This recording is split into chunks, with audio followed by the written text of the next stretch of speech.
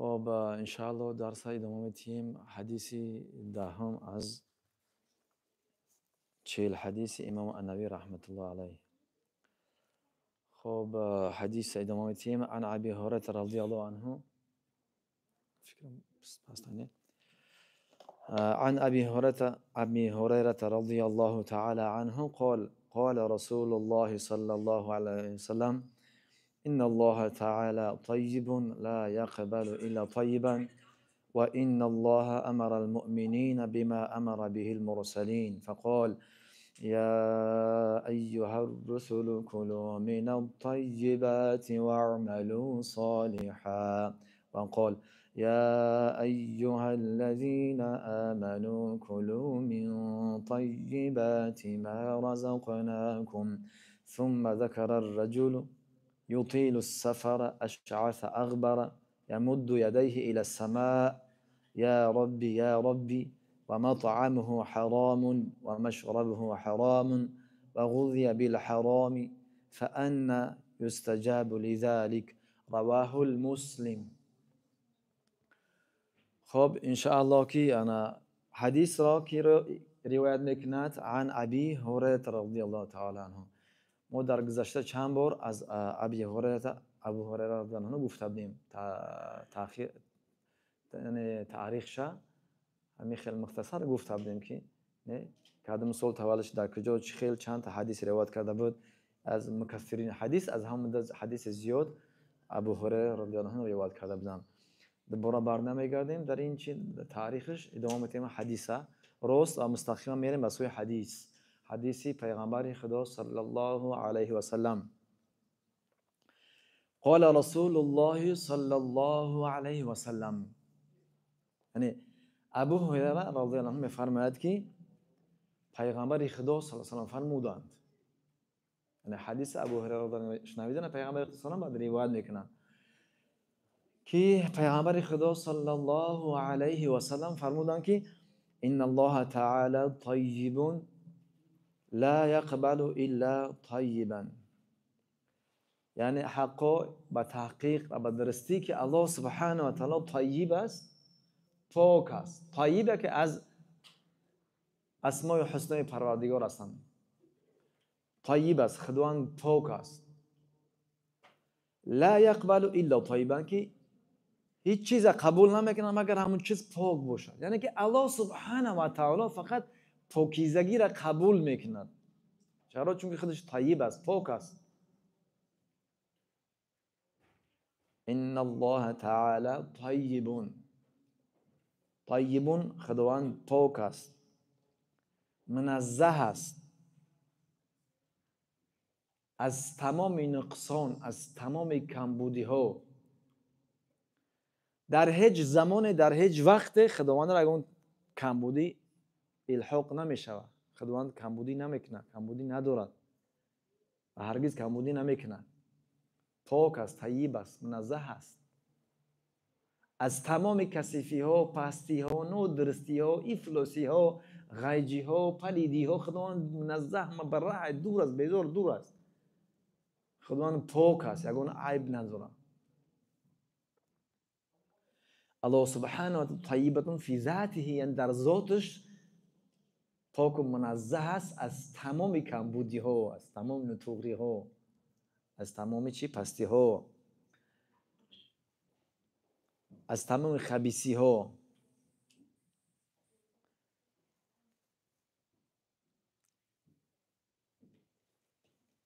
خیلی خدا میفهمه قل لا یستوی الخبیث و الطیب، که در سوره مبارکه مائده آیت 100 میفرماید بگو که هرگز پاک و کثیف برابر نیستند. پاک ای، کثیف بسیار بد ای، پلیدی بسیار بد ای، چرکی نجسی بسیار بد است. یعنی هرگز پاکیزگی و غیجی، افلاسی و نقصانی برابر نیستند. پاک بسیار بلند است، نجاست بسیار پست غلیظ است. اما الله سبحانه و تعالی پاک و منزه در همه احوال، در فی ذاتی، در ذاتش پاک و منزه است، در گفتارش، در کردارش، در نامهاش، اسماءش و صفاتش، در تمام صفاتهاش پاک و منزه طیب است و افعالش، در کارش، در بارش. یعنی خداوند همیشه در هر زمان در همه کارش پاک و منزه است، از کمبودی و مبرع دور است. هرگز خداوند کمبودی نمیکنه، خداوند اگه خرجی نمیکنه، همیشه پاک و منزه است.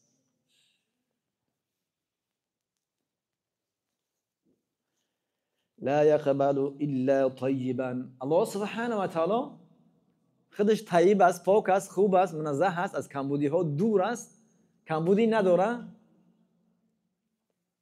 غلطی نداره، نقصان نداره. بنابر همین لا يقبل الا طیبا من الاقوال والاعمال. بنابر همین الله سبحانه و تعالی پاکیزگی را از بندگانش قبول میکنه. عبادت و کارهای و گفتهای یعنی پاکیزه رو خوب از بندگانش قبول میکنه. انا طیب، پاکیزه، منزه. زیدش در مقابل طیب میشه خبیث، پلید میشه، نجیس، نجاست، ناپاکی ها. یعنی خداوند که طیب است، پاک، منزه است، خوب است، بدی و کمبودی نداره، نقصان نداره، پس از بندگانش فقط چیزها و عبادتها و چیزا خوب قبول میکنن. طیب، پاکیزه، منزه قبول میکنن. خیلی که در حدیث پیغمبر الله صلی الله علیه و میفرماید که در برای صدقه خداوند صدقه از مال پاک حلال قبول میکند، از مال حرام خداوند قبول نمیکند. در حدیث پیغمبر الله میفرماید که در این راستایی که خداوند پیغمبر الله فرمود که لا يقبل الا طیبا، خداوند قبول نمیکنه مگر پاکیزگی را، یعنی اعمال و کردار پاکیزگی خداوند قبول میکنه. حدیث میگه من تصدق بعدل تمرة من طیب ولا يقبل الله الا طيبا فان الله تعالى ياخذها بيمينه ويربيها كما يربي احدكم فلوه حتى تكون مثل الجبل. اخرجه البخاري كتاب الزكاة باب صدقه من كسب الطيب رقم 1410. که اینجا در پیغمبر الله صلی الله علیه و میفرمایند که من تصدق بعدل، هر کس که اگر یک دونه خیرما را در راه الله سبحانه و تعالی به خاطر خوشنودی و رضامندی الله سبحانه و تعالی صدقه بکند، که در حال ولا يقبل الله الا طیبا، که الله قبول نمیکنه مگر طیب را، پاکیزگی را، فان الله تعالی یاخذها بیمینه و یربیها کما یربی احدکم فلوه حتی تكون مثل جبل. یعنی اگر هر کس در راه خدا به خاطر خوشنودی و رضامندی الله سبحانه و تعالی یک دانه خیرما را اگر صدقه کنه، یک دانه خیرما را صدقه کنه، اما به خاطر الله باشد، من طیب و از کسب و از درآمد حلال باشد، خداوند را قبول میکنه. در حدیث نگاه کنید، متنش خداوند که با دست راستش قبول میکنه. یعنی اینجا اهمیتی صدقه از حلال حلال را بیان میکنه. اگرچه اندک هم باشه، به اندازه یک دانه خیرما هم باشه، که هیچ کس کمبغل هم زور احساس قینی وزمندی نمینه، نه صدقهش کنه، اما اهمیتی که از مال حلال باشه، از کسب حلال، از رای حلال باشه، اگر همین چیز و به خاطر الله باشه، خداوند بسیار دوست میدونه که بعد یعنی قبولش میکنه. و یربیها کما یربی احدکم فلوه، و همین صدقه را از همین بندهش قبول میکنه و همین صدقهش پرورش زیاد میکنه. خیلی که ما تجارت میکنیم، تجارت ابراد میخره 1000 2000 50 100 یعنی که زیاد میشه، یعنی یک دانه خیرما را خداوند قبول میکنه، با محبتش قبولش میکنه و اون را زیاد میکنه. در حدیث میگه که و یربیها کما یربی احدکم. در حدیث این خیلی مثال میزنه پیغمبر الله صلی الله علیه و آله، یعنی اون را پرورش میدهد. خیلی که شما یکی از شما اسب کره را میده وقتی که پرورش میدهد کلون میشود، اسب کره کلون میشه، اسب کلون میشود، حجمش جسمش کلون میشود. همین خیلی الله سبحانه و تعالی صدقه شما را کو پرورش میدهد تا اینکه همین یک دانه خرماد مثل کوه میشود. یک دانه خرما سبحان الله، یک دانه خرما سبب میشه که همین انسان نجات میده در سخت‌ترین روز، در روز قیامت که فقط اعمال انسان با درد انسان. یک دانه خرما را خدا میگه پرورش میکنه مثل یک کوش میکنه که روز قیامت حیرون میگه یک جای الله من این خیلی نداشتم ثواب.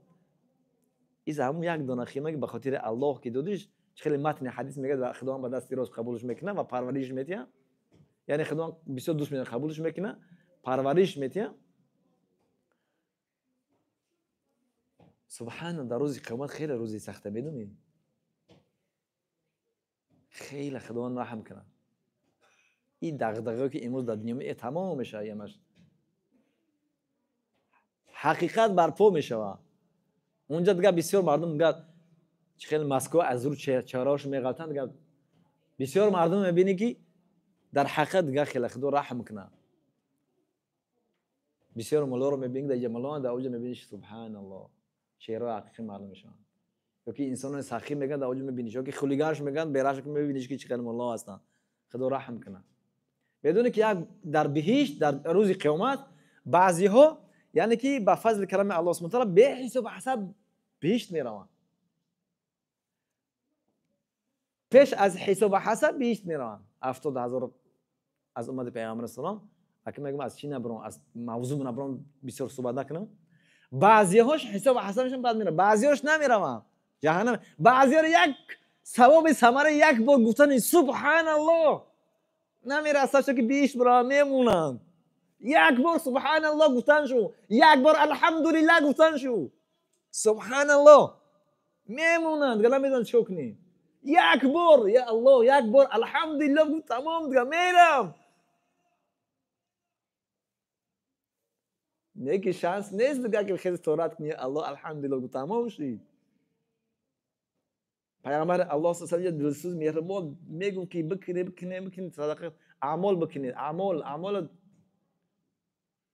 تصور که حالا حالت خدمت تصور کنید که سبحان در سختی روزی یک ثواب یک تا نمیرسه که برای بیشتر یک بار گفتن الحمدلله که الله اکبر سبحان اول چی برای اول نگفتن نماز من صدقه که نبرم. این پیامبر الله صلی الله علیه و آله اینجا میگه که یعنی مالی که از کسب حلال است، از پول حلال است، از مهنت حلال است، اگرچه اندک هم باشه، اگرچه یک دانه خرما هم باشه، به خاطر الله باشه، خدا یک دوست میداره قبولش میکنه و پرورش میده، کلون میکنه. یعنی در راه الله $100 $1 دادی خدا ما تجارتش میده، تجارت براتش میده، یعنی که یه عالم سو میشه خدا خودش میده. یعنی این مهر محبت خداوندیه. این ما هم که دل به دنیا بستیم، نه فقط دنیا فقط بده و ای الله میگه سبحان الله من ثابت هستم با من دوستی که فقط دوستی الا مودته. در سوره مبارکه شروع میگه من از شما فقط دوستی طلب میکنم. سبحان الله میگه من الله همه میته ما دل به الله بتین، دل به کوچه و با دنیا دادیم. خب اینجا یعنی که خداوند طیب است، پاک است و از بندگانش فقط پاکیزگی رو، اعمال پاکیزگی رو قبول میکند، چیزای پاکیزه رو خوب قبول میکند و چیزای پلید افراط قبول نمیکند. و طیب من الاعمال یعنی که پاکیزگی از اعمال، از کردار، از اعمال که اعمال کردار عبادت فقط ما کان خالصا لله موافقا لشریعته. اعمال طیب خیلی میشه. اعمال طیب هر کاری، هر عبادتی، هر چیزی که باشه از عبادت او عبادت فقط به خاطر الله باشد، دومش فقط با موافق شریعت، موافق دین خدا باشد. و همین خیلی خداوند و طیبین الاموال، خداوند از بنده اموالش از صدقهش قبول میکنه. چی کنه؟ و اون چیزی که در حدیث گفتیم از طریق چی باشه؟ از مال حلال باشه، از مال حرام نباشه.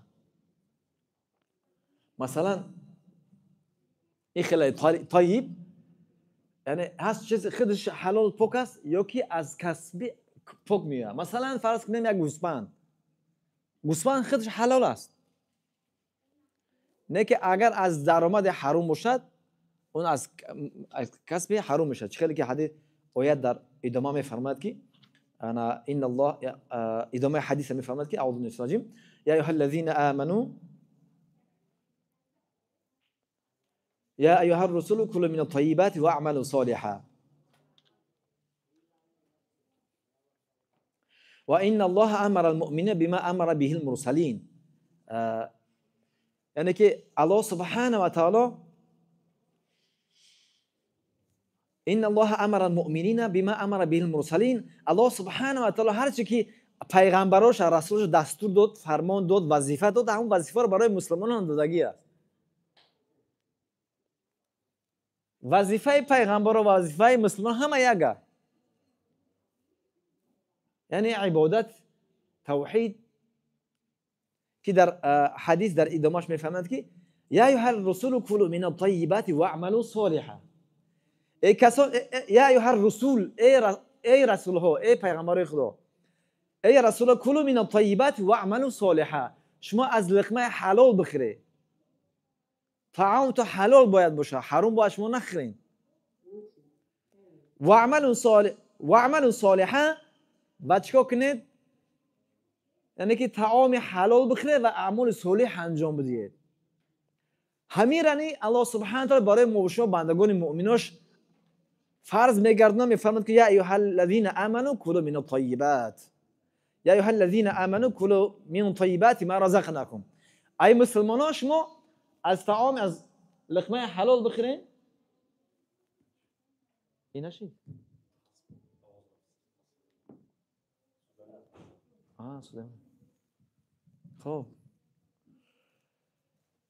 خب اینجا الله سبحانه و تعالی هم پیغمبراش هم بندگان مؤمناش دستور فرمان میده که لقمه حلال بخورید، چیزای پاکیزگی بخورید، لقمه حرام نخورید، پلیدی ها را نخورید، پاکیزه بخورید و اعمال صالحه و اعمال صالح انجام بدید. یعنی لقمه حلال که خوردین انسان قوت میگیره و باید قوت چکو کنه؟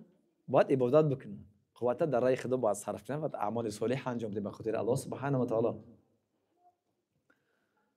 بنابر همین یعنی لقمه حلال، طعام حلال، یکی خود چیز حلال است، یکی از درآمد حلال. مثلا گوسفند چیز حلال است، اما کسی که اگر مردگی باشه بخورش، نه که او خودش حرام میشه، چون که الله سبحانه و تعالی دستور داده که شما مثلا زنده ذبح کنید بخورید. یا که مثلا از زنده هست گوسفند حلال است، زنده هست اما از راه دزدی میگیرش میخورش.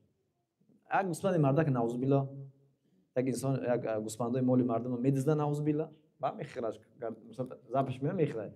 این ای کسب حرام از مثلا دزدی خودش حرام است، یعنی اینم حرام میشه، خوردنش ممکن نیست بخورید. یعنی این چیزایی هستن که باید ما و شما اهمیت بدیم.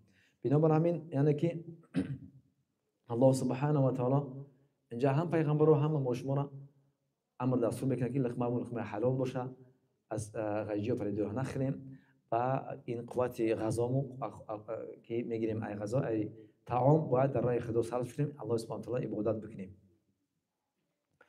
خب در ادامه حدیث میفرماید که پیغمبر الله صلی الله علیه و سلم ثم ذكر الرجل يطيل السفر أشعث أغبر يمد إليه إلى السماء يا ربي يا ربي.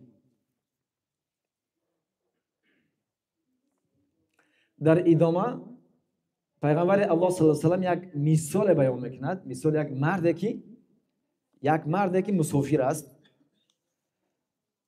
الرجل یطیل السفر، که مردی که مسافر است، یطیل یعنی که سفرش طولانی میکند، یک از راه دراز چندین روز مسافر شدگی است. اشعث اغبر، که موی سرش یعنی که خیلی جینجا، نه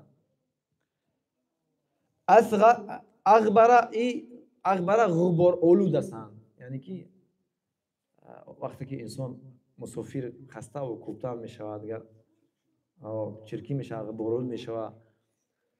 یمد یدیه الى السماء یا ربی یا ربی، که در حالی که همین مسافر دستش بلند میکنند به سوی آسمان و دعا میکنه یا ربی یا ربی، میگه ای پروردگار من، ای پروردگار من. و ما طعامه حرام و مشربه حرام، در حالی که این خوراکای این انسان که دعا کیسه است حرام است، یعنی از لقمه حرام است، حرام خودش است. و مشربه حرام، نوشابهش از روی حرام است.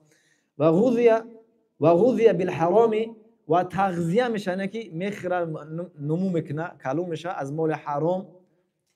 فانا یستجاب لذلك، در حالی که خیلی این دعای انسان در نزد الله سبحانه و تعالی قبول میشود، یعنی قبول نمیشود. اینجا پیغمبر الله سلام چند اسباب قبول دعا و رد دعا را گفتند. یکی اسباب قبول دعا که انسان وقتی مسافر باشه دعاش قبول میشود. سه کس که در راه سه کسانی که دعاشون رد نمیشه، یکیش همون چی است؟ یکی از همون سه نفرها مسافر است که در وقتی که سفر است دعاش رد نمیشه، دعاش قبول میشود. یعنی یکی از اسباب دعای قبول همین مسافرت است، به خصوص وقتی که مسافرت دراز بکشه، طول بکشه، دوام بده، که انسان خسته و کوفته میشود. اینجا اسباب دعا است، قبول دعا میشود سفر. اشعث اغبر یعنی که انسان وقتی که خوسته، یعنی که موهاش جنجاله است، انا بر ترتیبش نه واگی نیست، است غبار آلود است، یعنی انسان خیلی اهمیت نمیده، فقط اهمیت دعا میکنه، فکرش است که دعاش قبول بشه. یمد یدیه الی السماء، دستش بلند میکنه به سوی آسمان. این هم از اسباب دعا، قبول دعا است، که وقتی که انسان دعا کنه دستش بلند کنه به سوی آسمان و دعا بکنه. یا ربی یا ربی، یعنی یک از اسباب دعایی که انسان باید دعا کنه، خداوند مستقیما از الله بپرسه یا ربی ای پروردگار من، ای پروردگار من، مثلا قبول که دعا میکنیم.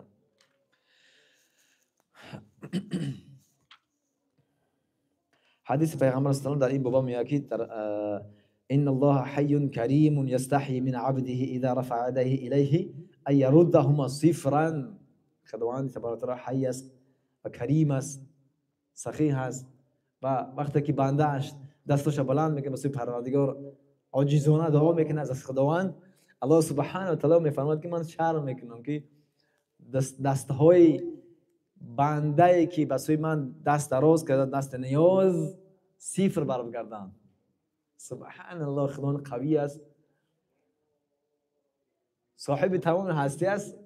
سبحان الله، خجالت شرم میکشه که این دعای بندش قبول نکنه. بنابراین یکی از اسباب‌های، سبب‌های قبول دعا دستا را بلند کردن هستند و دعا کردن از به سوی الله سبحانه و تعالی. بعد و مطعمه حرام و مشربه حرام و غذی بالحرام، یعنی در حالی که انسانی که دعا میکند، دعا کیسه از الله تبارک و تعالی درخواست کیسه است که یاردم کن، نصرت کن، کمک کن، یاردم کن، مثلا در حالی که مطعم و حرام، طعامش و شرابش و تمام مثلا لباسش از روی حرام است، خیلی دعای انسان قبول شد. یعنی که وقتی که انسان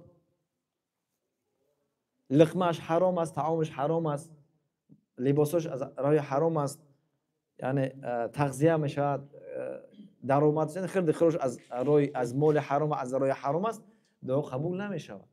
یکی از اسباب دعا انسان باید لقمه حلال باشه، لقمهش خوراکش حلال باشد، باید شراب نوشابیاش باید چیزای حلال باشن، حرام نباشن نوشابیاش، و از چیزی حلال زندگی کند و نشأت نمو پیدا بکند، یعنی با حلال قطعی زندگی بکند.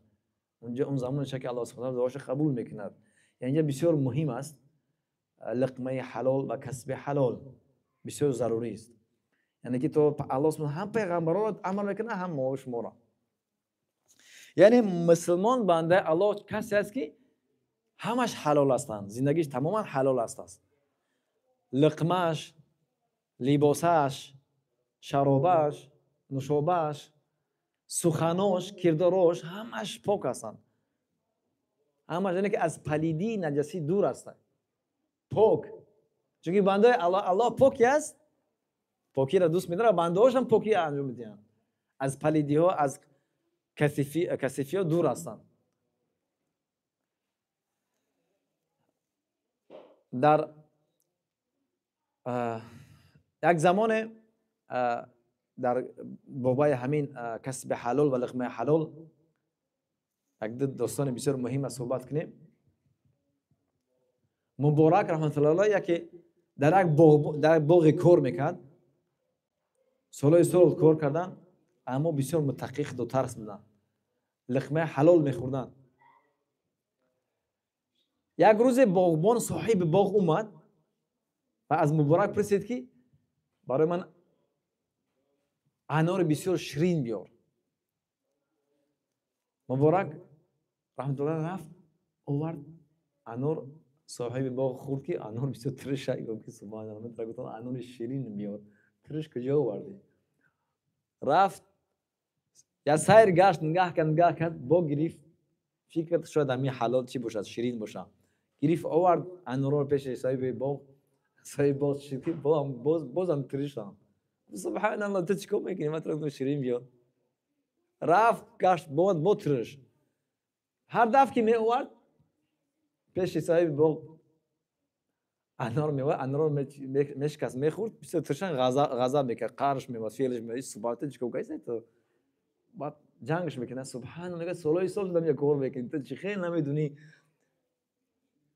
شیرین از ترش چی نمیکنی، فرقیت نمیکنی، چیکار کنی؟ میگه با خدا قسم، من میگم چند سال میگه یک چیز خودگی نیست، من کار کردم، خودت اجازه دادی نیست، مثلا نگفتی که بخیر چند سال کار کردم یک دانه تا خودگی نیست. من از کجا میدونم کدوم شیرین کدوم چی؟ صاحب باغ حیران میزنه که چند سال کار کرده دادن باغ یک دانه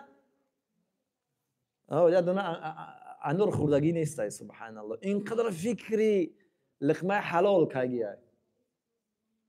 سبحان الله، ما شکایت میکنیم زندگی مو سخته، دعای مو قبول نمیشه، که همه ایرای حرومه، همه کردیت کارتا و قرض و همه ربا و همه مال حرومه. ای کجا من زندگی برکت پیدا میکنه؟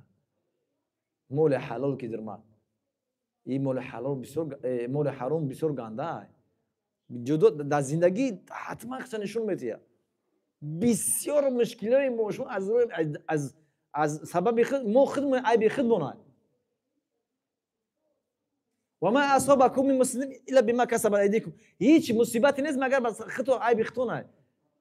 مال حرام که در ما تو در از زندگی میبره، بعد زنت گوش نمیکنه، فرزندت گوش نمیکنه، کارات پیش نمیروند، مال حرام دعات قبول نمیشه. امام شافعی رحمت الله علیه که پسر مایده بود، در مایده کیش مادرش صحبت میگه که وقتی درس میگرفت قینشی درساش نمیرفتن، پیش نمیرفتن. حیران زدم که من یک حلال مثلا لقمه حلال خوردگیم و مثلا ای لقمه حلال من این از شیر دادگیم، چرا برای این چی در درسش قینی افتادگیه، مشکلی قن. وقتی که حیران میزنن، وقتی که کوف میکنن سببش چیه کوف میکنه نمیوه، چون که خودش لقمه حلال میخورد. از مردم بزرگ فرزند بزرگ پیدا میشه.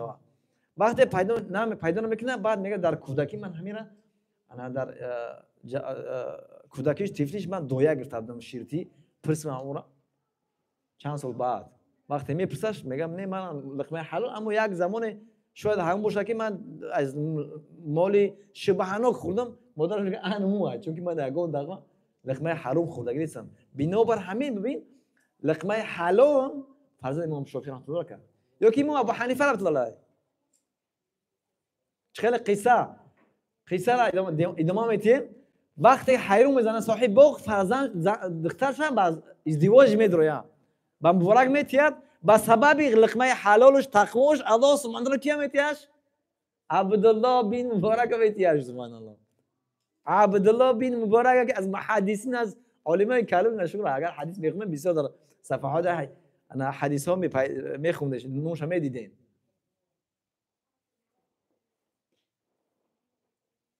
از شاگردای حنفی ها بله شاگردی امام کی هم دست دیگه امام مالک رحمه الله هم دست گرفت دیگه یک سخنی دارم میگه یک زمان از امام مالک رحمه الله دست گرفتم چند بار من دیدم از چشماش آب میریزه امام مالک رحمه الله علیه. بعد میگه پرسیدم برای چوام شما مثلا گریه کیسین میگه خطانه 10 بار میگه 10 پرسید کجدم نش میزنه اما به خاطر حرمت احترام حدیث درس میگه تکون نخوردم. میفهمید انا برای چی و یا عالم وزمین میشوم ما نه ما قدر نمیکنیم بسیار علم ما در بسیار جو مان کردن درس بخونیم برای محکم دیگه رست میکنن حدیث گاب نمیزنن حدیث بفهمن که تا طالب علم تمام میگه سبحان الله. یا خیلی تلفن زبلکی بینکید با یگان چیز رویش نکنی بود سبحان الله این خیلی با از الله ترسید. ببینید 10 بار امام مالک رحمه الله 10 بار کاجدی میگه اجرش تکون نمیخوره به خاطر احمد احترام حدیث.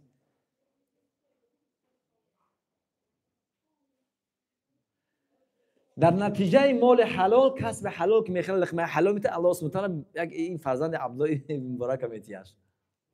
همین خیلی داستانی پدر مادر امام ابو حنیفه رحمه الله علیه وقتی که روز پدر بسیار چی داشت متقی خدا ترس بود روز یک سیب از رود از یک جبور سیب پیدا میکنه سیب میگیره فکر نمیکنه یک گازش میگیره میگه سبحان الله این مالی کی باشه من خوردمش به اجازه چی جواب میده روز قیامت سبحان الله ما لقمه از کردیت نه فکرش نمیکنه چی جواب میدیم سبحان الله حاضرش بگذره قیامت نه خدا پناه بده در فکر میزنه که کی این مال کیه این روزی هست نیست من در روز قیامت در پیشگاه الله عظیم چی جواب میدیم میره و پریشان شده میره و میگه هر چی هست میگه همین جوبر از که جای این بالا شاید باشه چیز منشأش مقصد همینجا یک جای پیدا کنه گفته میره که یک باغ هم میبینه میگه هر چیکار همینجا است میگه وقتی میدره صاحب باغ میپرسه نقل میکنه همین خیلی کار شدگیه صاحب باغ حیرون میذاره بفهمه که خیلی متقی است میگه که من ترا نمیبخشم اون میگه این سیب من است من نمیبخشم دیگه من نمیبخشم دیگه به شرط میبخشم میگه چی شرط داری سبحان الله چی شرط ان شما راضی باشه من سبحان میفهمی شما چی خیلی به خاطر ترس الله سبحانه و تعالی چی خیلی حرکت میکنن میگه شرط دارم به شرطی که دختر ما بگیری میگه که چوا که این شرط گذاشتی دختر دیگه مشکلی داره اگه پرابلم داره میگه هو چی پرابلم میگه که کارای کورای گنگای این ولی شالای فلاجا واه سبحان الله میگه چی کاری کردم که ای کاری که چیکار کردم میگه هیچ خیلی من زندگی میکنم میگه ببینش از ترس الله یک لقمه سیب گزیدگیه که روز قیامت سخت نگاته من چه جواب میتیم راضی میشم سبحان الله. تصور بکنی این واقعه داره ما چیکار میکنیم چه خیلی کردیم اما نتیجهش میدونیم وقتی که نکاح میدونن میبینن سبحان الله که دختر مثلا گاه میزنه صحبت میکنه میشنوه بعد میپرسه چوی خیلی میگه پدر من گفت چون که من مثلا کارم یعنی که سخنای حرام گوش نمیکنم کورم مثلا چیزای حرام تماشا نمیکنم مثل ما شما شب رو در اینترنت یکم ما میگیم اینترنت که باز که یکم اگر مخصوص اگر انسان متقی باشه خدا ترس باشه یوتیوب بدونه که همین انسان چیزای اسلامی میکنه درام چی میکنه پیشنهاد چه حرام میتیاد نه دختر لخت برخنه حرام نش پیشنهاد میکنه ویدیو پاکت تماشا کنی این برنامه یهوده چی قدر که رفتیم سبحان الله در یوتیوب چقدر تماشا میکنه حرام و فیسبوک اینستاگرام خود بالا سبحان الله. میگه پدرم چون کور بود چون که من تماشا نمیکنم چرا حرام نمیبینم. گن گفت چرا گپ حرام گپ نمیزنم. شال این والدم گفت چون جای حرام نمیرم. سبحان نتیجه پاکی و تقوا و لقمه حلال پدر مادر الله سبحانه با این دو نوجوان یک فرزند امام ابو حنیفه داد. سبحان الله. یعنی بسیار مهم است لقمه حلال. این حدیث برام پیغمبر میگه لقمه حلال از کسب حلال بخیر شما. بسیار مهم است. سبحان الله. این حدیث یک از اصولای پرچی حدیث دین مبارک است. این حدیث بسیار عظیم است. لقمه حلال بسیار مهم است.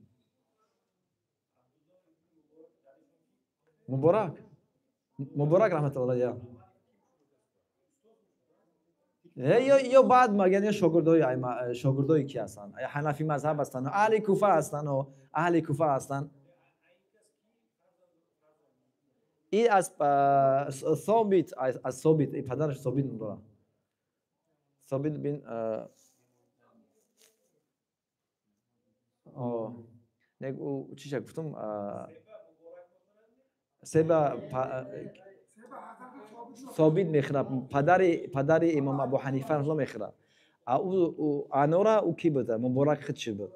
به سبب پرهیزی تقوی حلالش خداوند مبارک فرزند به نام عبدالله میتیه که بسیار مشهور است، عالم کلون است. عبدالله بن مبارک میگن. ای ثابت رحمت الله علیه این پدر امام ابو حنیفه است که نعمان خودش امام کی است؟ ابو حنیفه لقبش است. اوکی امام اعظم کلون امام بزرگ اعظم ایشون لقبش است. نموش خود نعمان بن ثابت. انا او سبا ثابت میخره پدر امام ابو حنیفه رحمه الله میخره. اون شال کورو که گفتن و اون مادرش که مادرش خود ترس بود. امی خیل لقمه حلال خود امام ابو حنیفه رحمت الله علیه در وقت در کوفه هست یک زمان یک گوسفند دیده می شود. یک گوسفند می دزدن در کوفه. گیرم کنه.